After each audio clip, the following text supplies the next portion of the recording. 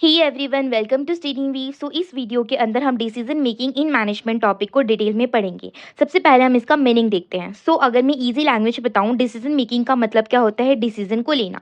अब मान लेते हैं कि हमारे पास एक ही काम को करने के लिए डिफरेंट अल्टरनेटिव्स होते हैं, यानी कि आपको अगर कहीं पर जाना है तो उसके पास आपको वहाँ उस पर्टिकुलर पाथ में जाने के लिए आपके पास कई सारे डिफरेंट अल्टरनेटिव्स होते हैं।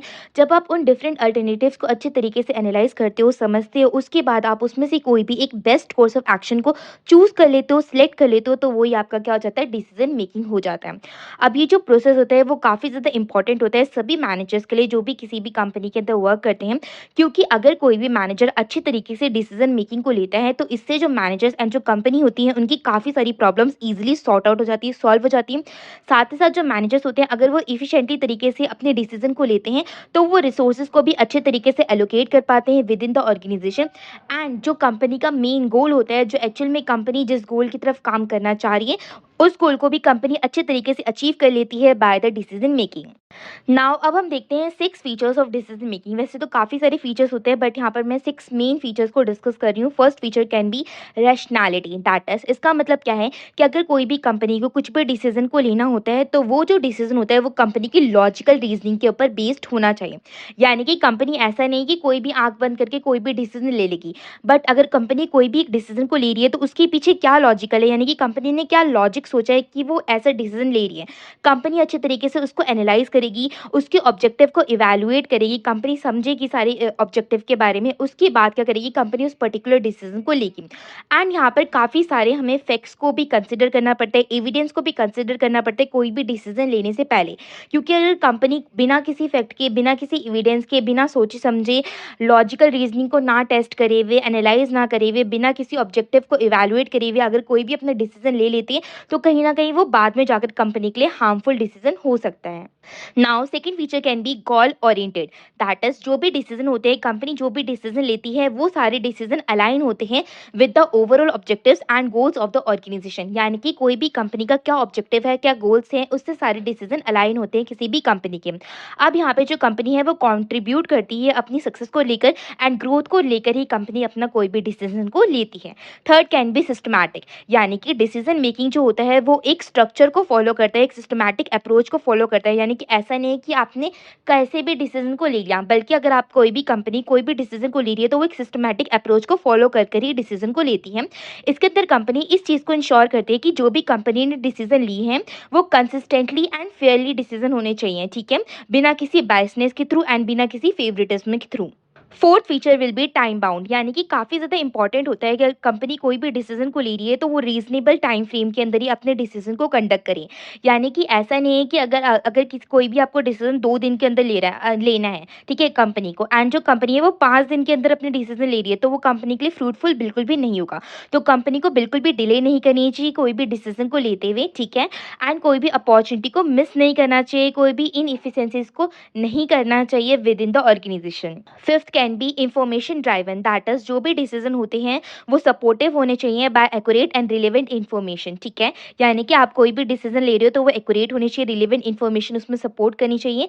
इससे जो कंपनी होती है वो अपनी अनसर्टेनिटीज को कहीं ना कहीं मिनिमाइज कर पाती है, कम कर पाती है, रिस्क को मिनिमाइज कर पाती है, कंट्रोल कर पाती है, एंड इस चीज़ को भी इंश्योर कर पाती है कि जो भी डिसीजन कंपनी ने लिया है वो वेल इन्फॉर्म्ड डिसीजन है। Sixth will be participative. That is, जो भी रिलीवेंट स्टेक होल्डर्स होते हैं अगर वो डिसीजन मेकिंग प्रोसेस के अंदर इन्वॉल्व होते हैं तो इससे क्या होता है, कंपनी कहीं ना कहीं बेटर डिसीजन को ले पाती है एंड जो उनकी एक्सेप्टेंस होती है वो भी इंक्रीज हो जाती है, ठीक है। बिकॉज इसके अंदर क्या होता है, कंपनी को इनपुट मिल जाता है उन सभी लोगों से जो कि डिसीजन के थ्रू अफेक्ट हो सकते हैं within the organisation, and कोई भी वैल्यूबल पर्सपेक्टिव या फिर इंसाइट्स उन्हें इजीली मिल जाती है। नाउ अब हम one of the main topic इसमें अंदर कवर करते हैं, दैट इज सब टॉपिक है डिसीजन मेकिंग का, यानी कि क्या क्या स्टेप्स होते हैं कोई भी डिसीजन को लेने के लिए। So first step can be identify the problem और अपॉर्चुनिटी। यानी कि सबसे पहला स्टेप यही है कि सबसे पहले आपको अपनी प्रॉब्लम को डिफाइन करना है, ठीक है, आपको अपना ऑब्जेक्टिव क्लियरली डिफाइन होना चाहिए, आपको अपॉर्चुनिटी को आइडेंटिफाई करना है। जो भी कंपनी के पास अपॉर्चुनिटी है इसके अंदर कंपनी क्या कर सकती है, अपनी प्रॉब्लम यानी कि अपनी इश्यू को डिफाइन कर सकती है, वो बता सकती है।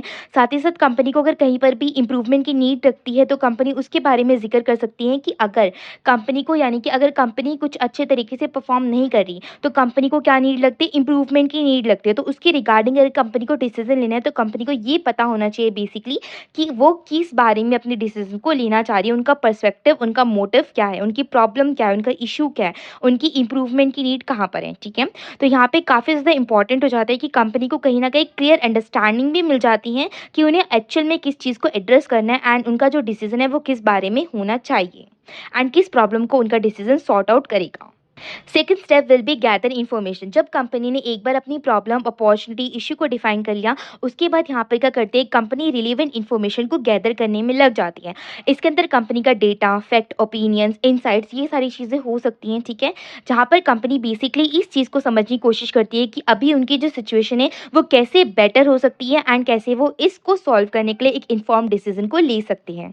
Third step will be generate alternatives. यानी कि अब क्या करना है, कंपनी को एक गुड अंडरस्टैंडिंग को क्रिएट करना है अपनी सिचुएशन को सॉल्व करने के लिए एंड ये वो टाइम होता है जहाँ पर कंपनी ब्रेनस्टॉर्म डिफरेंट अल्टरनेटिव्स को यूज़ करती हैं, ऑप्शंस को यूज़ करती हैं, यानी कि अलग अलग अल्टरनेटिव्स, यानी कि कंपनी क्या करती है, बेस्ट पॉसिबल अल्टरनेटिव्स को चूज़ कर लेती है कि ये तरीके हो सकते हैं किसी भी पर्टिकुलर प्रॉब्लम को सॉल्व करने के लिए। उसके बाद जो कंपनी के मैनेजर्स होते हैं वो क्रिएटिवली तरीके से थिंक करते हैं, सोचते हैं, उसको एनालाइज करते हैं, ठीक है, सारे अल्टरनेटिव्स को।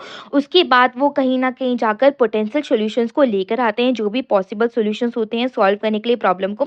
ये जो स्टेप होता है बेसिकली ये एक्सप्लोर करने में हेल्प करता है कि आप कैसे डिफरेंट पर्सपेक्टिव को एक्सप्लोर कर सकते हो, उनके बारे में, ठीक है, अच्छे तरीके से एनालाइज कर सकते हो, सारी पॉसिबिलिटीज़ को आप एनालाइज कर सकते हो। Fourth step will be evaluate the alternatives. यानी कि कंपनी ने जब एक बार सारे अल्टरनेटिव्स को जनरेट कर लिया था, उसके बाद क्या कंपनी क्या करती है, जो भी कंपनी के पास लिस्ट ऑफ अल्टरनेटिव्स होते हैं उसको कंपनी वन बाय वन करके अच्छे तरीके से इवैल्यूएट और एनालाइज करती हैं। यहाँ पर जो कंपनीज़ हैं वो सारे प्रोज़, यानी कि इसके पॉजिटिव क्या होते हैं, कॉन्स यानी कि इसके नेगेटिव्स क्या हैं हर एक ऑप्शन की, वो सारी चीज़ों को एनालाइज करती है, उसको कंसिडर करती हैं। साथ ही साथ कंपनीज़ ये भी देखती हैं कि क्या-क्या फैक्टर्स हैं, जैसे कि feasibility, potential outcomes, risk involved, resources required, यानी कि ये सारे फैक्टर्स को कंपेयर करती हैं, पर्टिकुलर इवैल्यूएट करती है, पर्टिकुलर अल्टरनेटिव को सिलेक्ट करके ये सारे फैक्टर्स के बिहाफ पर उसको इवैल्यूएट करते हैं। उसके बाद इवैल्यूएशन प्रोसेस को कंडक्ट करा जाता है, जो कि कंपनी को हेल्प करता है उनकी ऑप्शंस को नैरो डाउन करने में, कम करने में। Fifth step will be make a decision. अब कंपनी ने अपनी इवैल्यूएशन के बेस पर कंपनी क्या करती है, बेस्ट अल्टरनेटिव को सिलेक्ट कर लेती है जो उनकी goals, constraints and available resources को अलाइन करता है। यहाँ पर कंपनी क्या करती है, अपनी जजमेंट को ट्रस्ट करती है, अपने ऊपर विश्वास करती है, अपने मैनेजर्स के ऊपर विश्वास करती है जो भी डिसीजन को लेते हैं। उसके बाद अपने डिसीजन को मेड कर देती है एंड ये बिलीव करती है कि उनका जो डिसीजन है वो कोई ना कोई बेस्ट आउटकम लेकर ही आएगा, उनकी प्रॉब्लम और उनकी इशू को सॉल्व कर देगा। अब यहाँ पर एक चीज़ रिमेंबर करने की बात है कि it's okay to take calculated risk.